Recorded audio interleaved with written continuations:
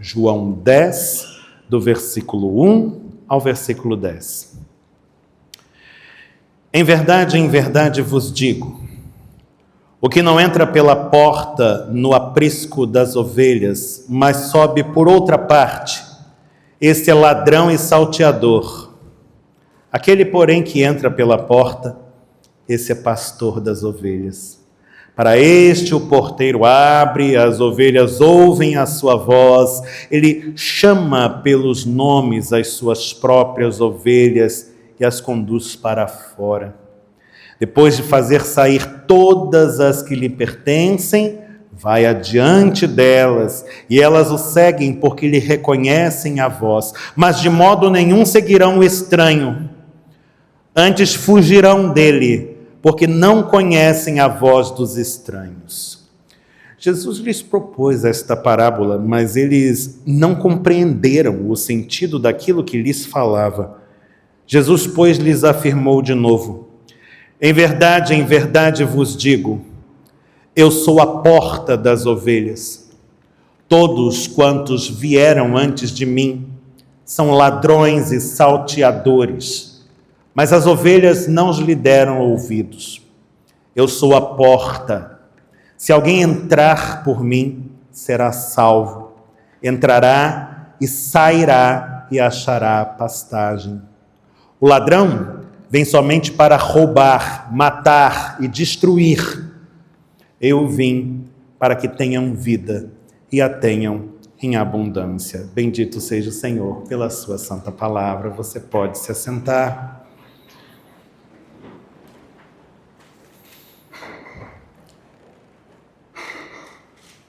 Estamos diante de parábolas de Jesus.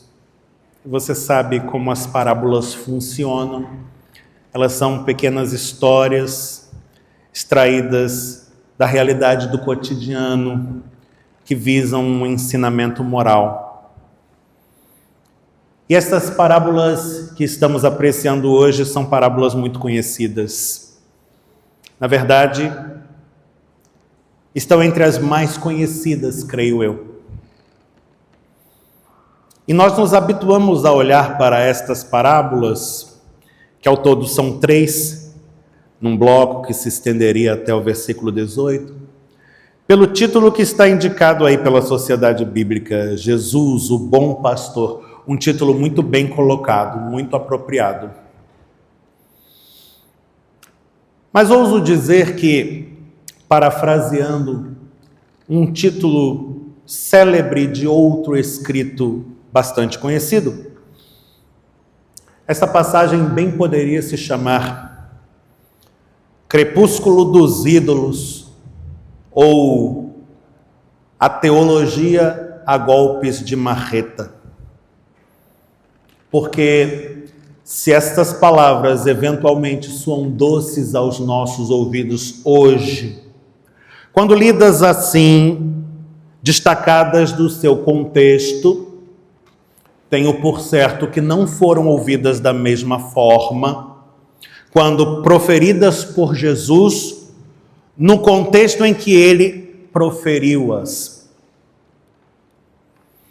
Você sabe que na caminhada de Jesus não foram raros os embates com os fariseus. Os fariseus eram um grupo religioso, ou ainda um partido religioso, dentre outros que compunham a cena do judaísmo de então, o primeiro século da nossa era.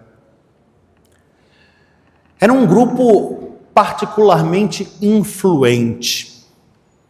A sua origem remontava a 1,5 séculos antes. Eles foram apoiadores de um regime político que muitos desapontou. Acreditavam que a figura que encabeçava o movimento político de então era o Messias.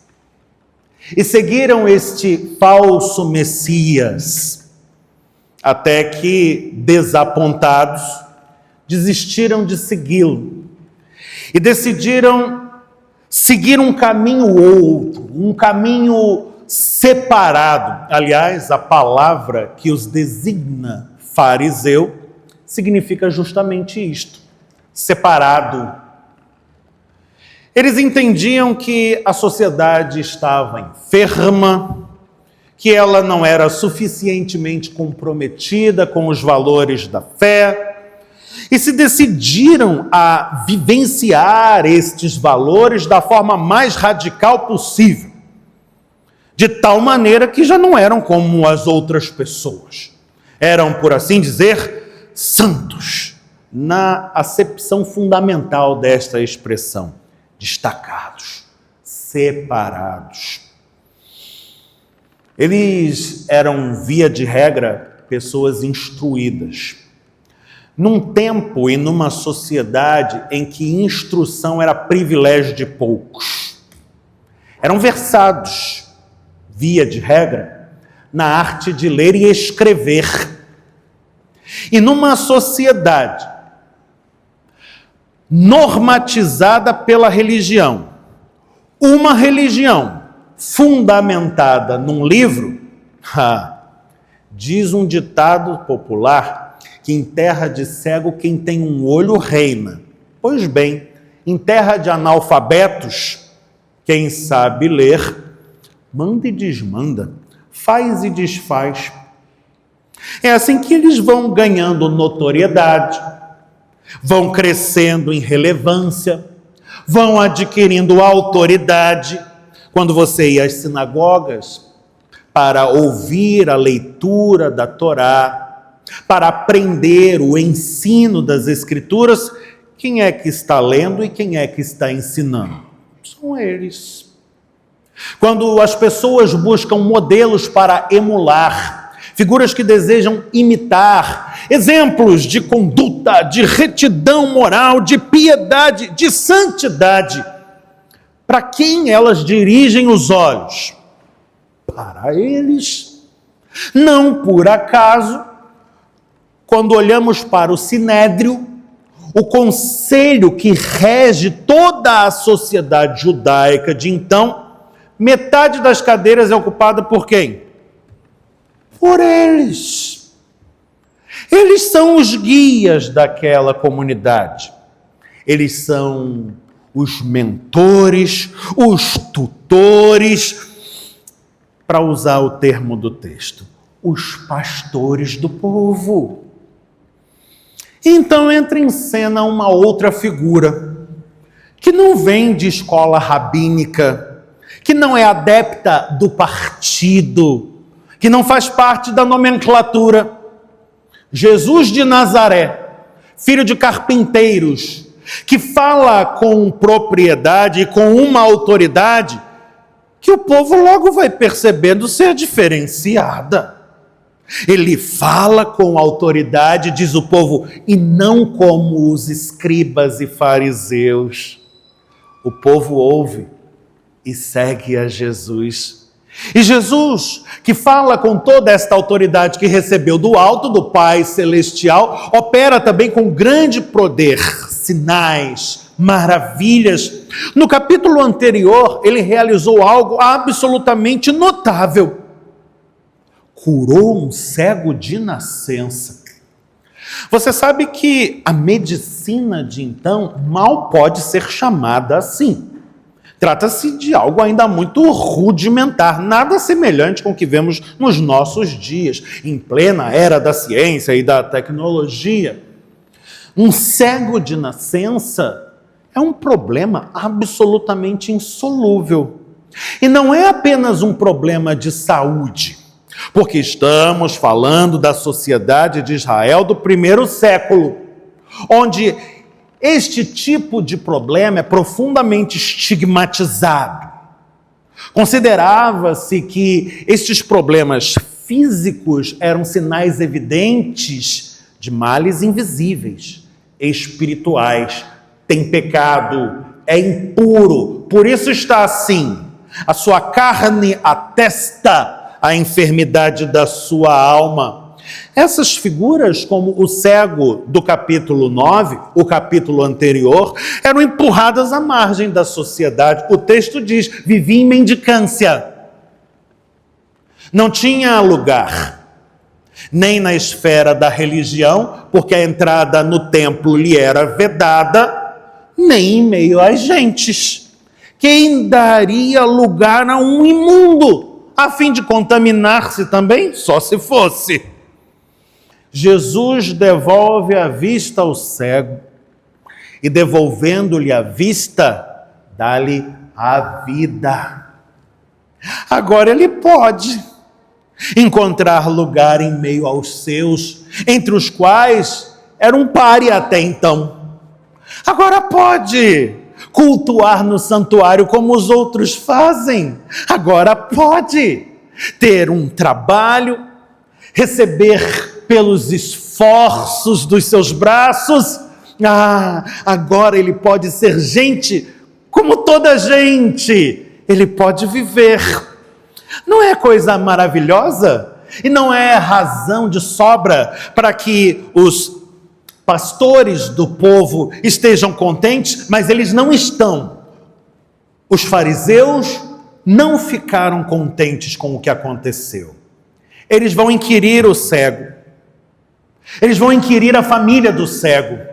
Eles vão inquirir a todos para saber o que está acontecendo e, se for o caso, instaurar um processo. Queixas, denúncias, a cheiro de heresia, irregularidades no ar. É então que Jesus dirige a eles essa palavra que acabamos de ouvir. 2 parábolas. Jesus conta a primeira e, segundo o próprio texto, eles não entenderam bem o que fora dito. Então Jesus conta a segunda. E eu quero olhar para cada uma delas com você e perceber as implicações que estas falas têm naquele contexto, mas para que percebamos também as implicações que elas têm para nós. Veja, você continuou, por certo, com a Bíblia aberta. Nós estamos em João, estamos no capítulo 10, estamos apreciando esse trecho que vai do versículo 1 ao 10, que começa assim, verso 1. O que não entra pela porta do aprisco das ovelhas, mas sobe por outra parte, esse é ladrão e salteador. Aquele, porém, que entra pela porta, esse é pastor das ovelhas. Para você entender essa imagem, a primeira coisa que eu preciso esclarecer é: que cenário é esse? O texto está falando de um aprisco, uma imagem deveras comum para os ouvintes de então, mas algo distante da nossa realidade hoje. Imagine uma sociedade onde a prática pastoril se dá largamente. Você olha e facilmente vê pastores e rebanhos circulando pela paisagem. Quando chega a noite, é necessário que estes rebanhos sejam guardados num lugar seguro. E o aprisco é precisamente isto, ou pelo menos pretende sê-lo. Ele é uma espécie de estacionamento para os rebanhos de ovelhas. Ele é construído por meio de um muro de pedras. Ele tem apenas um portão ou uma cancela por onde se entra e sai. E as ovelhas ficam todas guardadas ali dentro, supostamente protegidas dos lobos, das feras do campo, dos ladrões, dos salteadores. Há um porteiro que guarda a porta. E quando o dia amanhece, os pastores vêm chamar os seus rebanhos. E as ovelhas reconhecem o chamado dos seus pastores e seguem aos seus pastores e não a outros. Jesus está explicando algo que é uma obviedade para toda aquela gente.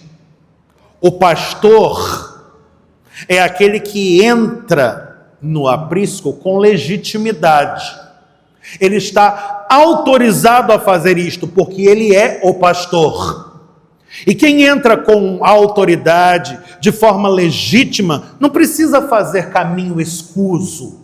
O pastor entra pela porta. O ladrão não. Ele diz ladrão e salteador.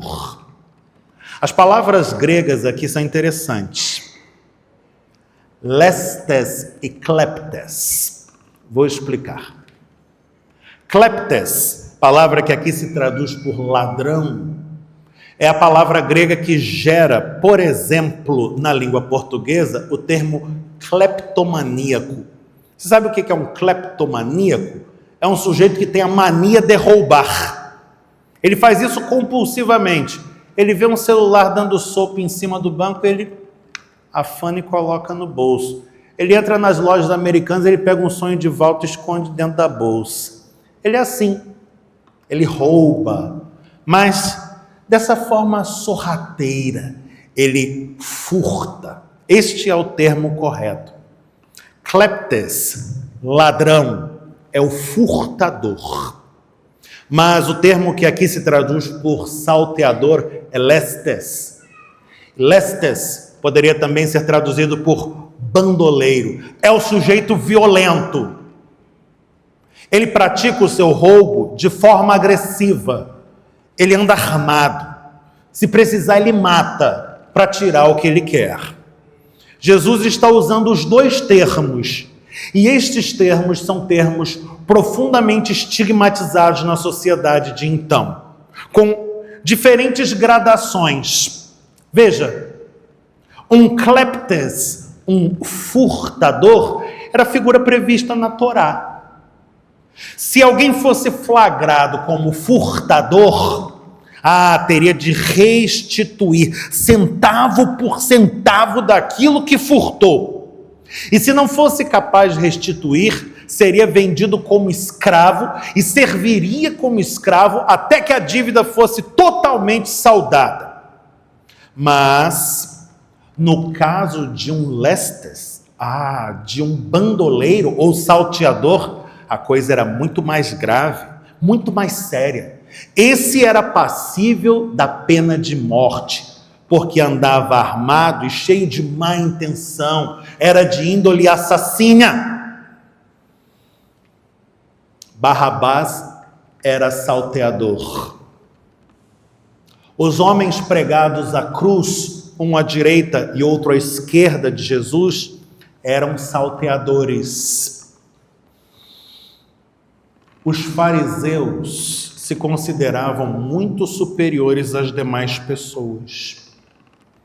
E eles se sentiam tão superiores às demais pessoas que ousavam olhar para elas de cima para baixo. E ousavam rotulá-las.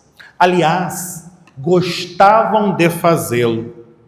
Você já leu, por exemplo, as críticas que os fariseus faziam a Jesus e aos seus discípulos, dizendo que Jesus e os seus discípulos andavam com publicanos e pecadores, que entravam na casa de publicanos e pecadores, que comiam com publicanos e pecadores.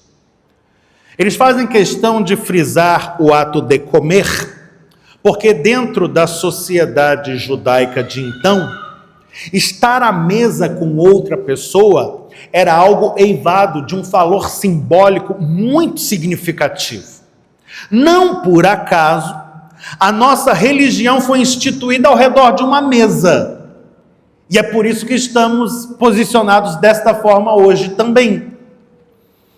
Estar à mesa com outro alguém era um sinal de comunhão. Significava colocar-se em condição de igualdade com o outro que se assenta com você. E eles frisavam que Jesus se assentava à mesa com publicanos e pecadores para dizer, é igual a eles.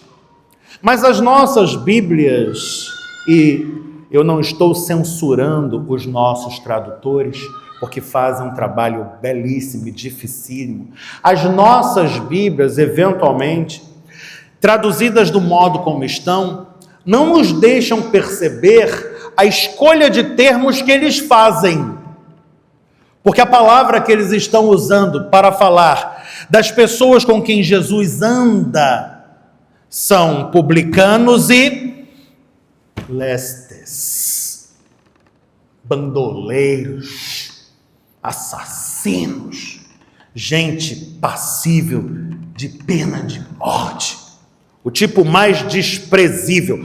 Você perceba agora, a partir destas singelas 2 primeiras linhas do texto que estamos lendo, o teor da bravura moral de Jesus de Nazaré. Porque se olharmos apenas para o lado divino da coisa, vamos dizer, é Deus mesmo, na pessoa de Jesus, falando aos homens. Mas precisamos contemplar o lado humano. Porque Jesus é Deus, 100%, porém esvaziado em si mesmo. É o apóstolo Paulo quem o diz, que ele fez kenosis de si. Ele se esvaziou, ele se despiu da sua glória, deixou tudo lá nas alturas. E veio andar entre nós como gente, igual a gente. Jesus é um ilustre desconhecido. Veio lá da Galileia, dos subúrbios, por assim dizer, da terra da gente desprezada ou menosprezada, e se dirige às autoridades de então, neste tom: ladrões e salteadores são vocês. É o que ele está dizendo. Ladrões e salteadores são vocês. Vocês não são sacerdotes. Eles eram leigos, não vinham de estirpe sacerdotal. Vocês não são sacerdotes. Vocês não são profetas. Quem vocês são? Gente que se acha melhor do que os outros. Vocês não são pastores, não entraram nesse aprisco pela porta. Vocês saltaram o muro. Jesus faz essa denúncia em outras passagens. Ele diz: os escribas e fariseus se assentaram na cadeira de Moisés. Eles se assentaram, não foram colocados ali. Eles se assentaram ali para legislar, para colocar peso nos ombros das pessoas, e depois nem com o dedinho querem ajudar a carregar. Jesus está dizendo: o pastor é o que entra pela porta. Verso 3, para esse o porteiro abre, as ovelhas ouvem a sua voz, ele chama pelos nomes as suas ovelhas, porque o pastor tem relação com as ovelhas. Ele ama as ovelhas e é amado por elas, porque o seu compromisso fundamental é o cuidado com as ovelhas, e as ovelhas querem ser cuidadas por ele. O cego que supostamente não vê, percebeu quem Jesus era. Ouviu a voz de Jesus e reconheceu o verdadeiro pastor. Os escribas e fariseus, que supostamente vinham, não foram capazes de percebê-lo, nem ouviram a sua voz. É lógico, não eram ovelhas do seu rebanho, eram ladrões, eram salteadores, estavam ali para se aproveitar das ovelhas. Ezequiel 34 já fazia essa denúncia séculos antes.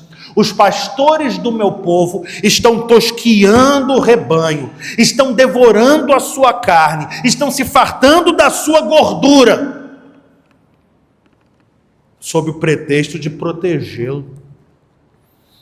E note um detalhe interessantíssimo que está presente no verso de número 3. Ele chama as suas ovelhas pelo nome e as conduz para fora. Por quê? Ora, porque é do lado de fora que está a pastagem. A ovelha não pode ficar confinada no aprisco. Se ela ficar confinada no aprisco, ela morre. Porque no aprisco não tem nada. Somente a suposta proteção dos seus muros. Muros que não parecem tão eficazes assim. Afinal, os ladrões estão entrando. E não apenas aqueles que furtam, os que matam para roubar.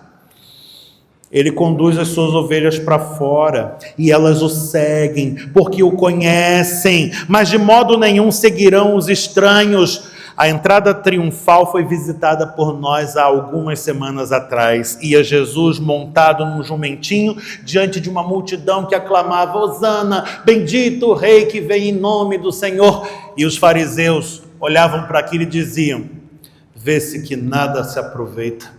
O mundo todo vai após ele. Mas é evidente, ele é o pastor. João Batista lidou com uma situação delicada no seu grupo.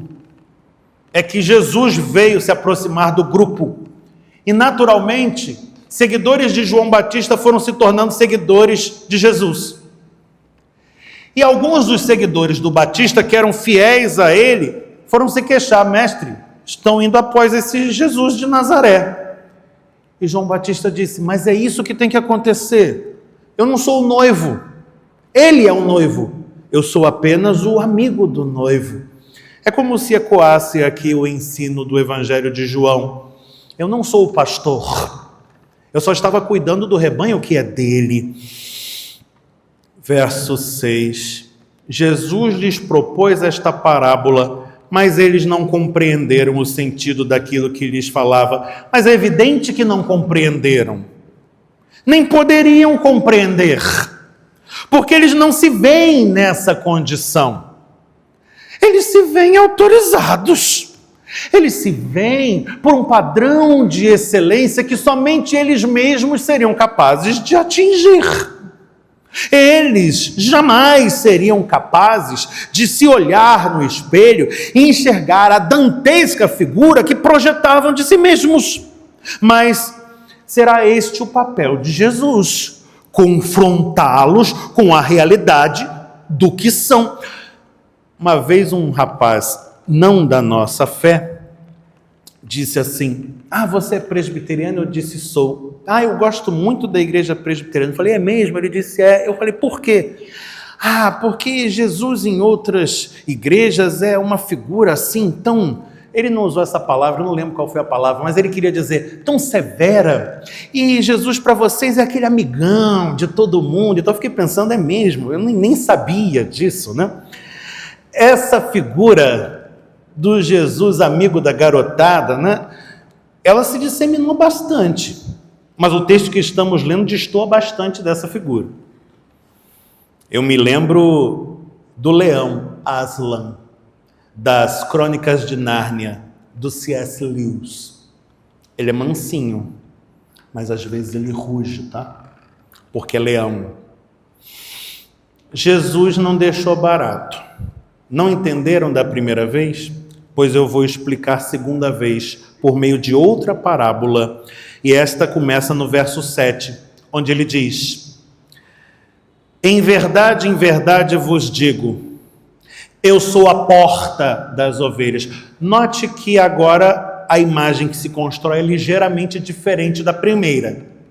Na primeira, Jesus está se apresentando como pastor, aquele que, autorizado, adentra o aprisco, conduz o seu rebanho para fora. Mas agora, nesta segunda imagem, ele já se identifica de outra forma. Ele não diz mais eu sou o pastor, nem se apresenta na figura de um pastor, mas diz explicitamente: eu sou a porta. E você vai perceber que esta fala está em estreita conexão com os versos 3 e 4 que destaquei anteriormente. Ele diz assim, verso 8: todos, note a expressão totalizante, Jesus é de uma bravura moral admirável e assombrosa, porque nós sabemos o custo que isso irá lhe acarretar. Todos quanto vieram antes de mim são ladrões e salteadores, são roubadores e assassinos, não tinham carinho, cuidado, compromisso com o rebanho, queriam era extrair proveito do rebanho, extraíam mesmo, viviam destacados, sendo insensados, admirados, bajulados. As minhas ovelhas não lhes deram ouvido. Verso 9, eu sou a porta. Note, o aprisco é feito de um muro de pedras com uma única porta por onde se entra e sai. Jesus está dizendo, verso 9, se alguém entrar por mim, o que ele quer dizer é passar pela porta em direção ao lado de fora, em direção à saída, será salvo.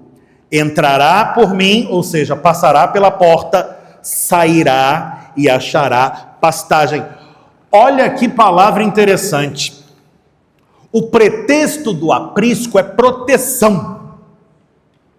É essa a propaganda que se faz do aprisco. Você traz a sua ovelha, coloca aqui dentro, a gente toma conta dela para você.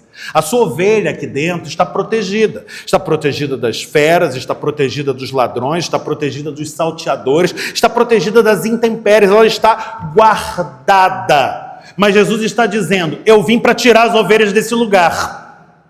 Porque se elas continuarem aí dentro, elas vão morrer. É saindo por mim e alcançando o lado de fora que elas terão acesso à pastagem, que elas terão vida. Jesus veio para libertar as suas ovelhas do jugo tirânico dos falsos pastores que estavam postados sobre elas. E você sabe que aprisco é este? Porque tudo aqui é imagem, tudo aqui é evocado em função do valor simbólico, mas à luz desse contexto fica fácil interpretar a imagem e o simbolismo que está embutido nela. Este aprisco é a religiosidade apregoada pelos escribas e pelos fariseus, que ao invés de libertar, agrilhoava, enclausurava o povo numa espiritualidade ritualística, numa espiritualidade legalista. Tudo isto era vendido de forma maravilhosa. Estamos protegendo vocês dos descaminhos, estamos protegendo vocês do pecado, estamos protegendo vocês de se desviarem. E só iam agrilhoando, sufocando e o povo morrendo. Um cego que vivia mendicando, que não tinha lugar no santuário e nem em meio à sociedade, fora curado. A sua saúde devolvida, a sua dignidade restaurada, o seu lugar no meio da religião e do povo devolvidos. Mas eles não se alegram, porque o Deus a que eles servem não é o Pai de Jesus. É um Deus que, para ver satisfeito o seu anseio de dominar e explorar, prefere que o homem continue cego. Eu sou a porta de Jesus. Na primeira parábola se estabeleceu um contraste entre o pastor e o ladrão. Enquanto o pastor deseja o bem da ovelha, o ladrão quer arrancar o que puder da ovelha. Enquanto o pastor é legítimo, o ladrão é ilegítimo. Enquanto o pastor produz vida, o ladrão produz morte. Na segunda parábola, o contraste que se dá é entre a porta e o muro. A porta serve para dar passagem. Ela é um símbolo de liberdade, do direito de ir e vir. O muro é uma farsa. O muro diz de si ser instrumento de proteção, guardar quem está do lado de dentro daquilo que está do lado de fora. Na verdade, a sua realidade é de prisão. Ele serve para prender e reter do lado de dentro aquilo que não deseja deixar sair. Nossa sociedade está cheia disso tudo que o texto está colocando diante de nós. Os falsos pastores eram ídolos que as pessoas tinham construído para si. Os ídolos produzem sempre este efeito, nos escravizam. E não pense você que somos muito diferentes dessas pessoas, porque nós fabricamos os nossos ídolos também. A Bíblia nos ensina que a nossa natureza é essa. O nosso coração é uma fábrica de ídolos. Brotam-se ídolos na esfera dos esportes, na esfera da política, matamos e morremos por eles, na esfera das artes, da cultura, do entretenimento, da música. Estamos para receber um ídolo aqui no bairro de Copacabana e você já viu o impacto que esta recepção causa no bairro? Quanta importunação! Você já viu o tamanho da estrutura que está montada nas areias? Você já viu a estrutura que servirá de passarela para que o nosso ídolo possa sair do quarto do seu hotel, quase que flutuando, sem tocar o chão onde vivem os meros mortais, e se postar num palco? Misericórdia! Você já viu a histeria que se produz em função dos ídolos? Você já viu a barbaridade que se pratica em função dos mesmos? Os fariseus eram ídolos para o povo e gostavam de ser idolatrados. E os muros que construíram sob o argumento de protegê-los serviam para mantê-los ali, escravizados e subjugados no exercício da sua idolatria. Estamos sujeitos a esses muros todo o tempo todo. A nossa realidade de hoje é eminentemente esta. Eu vivo numa região onde o poder da milícia é muito grande. E eventualmente a balança oscila um pouco, porque o poder do tráfico se impõe também. Eles agem assim com a população. Eles dizem: eu vou cobrar uma taxa de vocês, mas é para proteger vocês. De quem? Deles mesmos.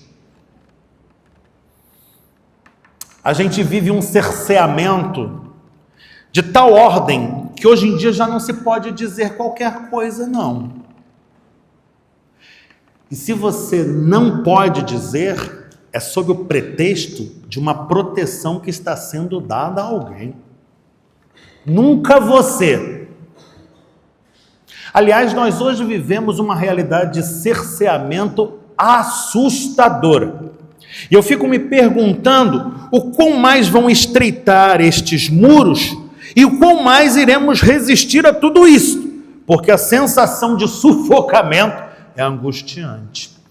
Aí vem Jesus e diz: eu sou a porta. Eu sou a porta. Ele nunca nos escondeu que a realidade desse mundo seria dura. Ele disse: no mundo vocês terão aflições. E disse: eu estou enviando vocês como ovelhas para o meio de lobos, ou ladrões e salteadores. O texto de hoje, ele foi no contexto de então, uma denúncia e uma afirmação. Uma denúncia contra as autoridades religiosas do povo e uma afirmação de quem era Jesus e de qual é a sua missão. Mas para hoje, ele fala aos nossos corações como uma mensagem de fé e de esperança. Ele está dizendo: há um pastor. Nós não estamos largados à própria sorte. Não estamos sujeitos à mercê dos males que graçam nesse mundo, das forças dominadoras, opressoras, dos ladrões e salteadores que têm tentado nos assaltar. Há um pastor que cuida de nós, que vai à nossa frente, que mostra o caminho seguro, que nos guarda na jornada, que nos conduz às pastagens verdejantes, às águas de descanso, que dá refrigério às nossas almas, que nos guia por veredas de justiça, que o faz por amor do seu nome. E ainda que tenhamos de andar pelo lugar escuro, pelo vale profundo, lugar de sombra e de morte, ainda ali não teremos medo, porque o nosso pastor vai conosco, e na sua vara, no seu cajado, nós teremos consolação. Mas para experimentar tudo isto, meu irmão, você precisa atravessar a porta, que é Ele mesmo, romper com os grilhões deste aprisco maldito, onde as ovelhas têm sido tosquiadas, onde a sua carne tem sido devorada, onde ladrões e salteadores têm se saciado com a sua gordura. Você precisa sair. Encontre em Jesus Cristo a via da libertação. Rompa com estas amarras e experimente a maravilha da vida que Ele tem proposto a nós e que só mesmo em liberdade se pode experimentar. E assim, tenho certeza de que seu gozo será intenso, profunda a sua alegria, e muito nos regozijaremos ao revisitarmos estas palavras outra vez, pois estarão de contínuo nos lembrando quem somos. Somos ovelhas cuidadas por um bom pastor. Que assim seja e que Ele nos abençoe, em o nome de Jesus. Amém.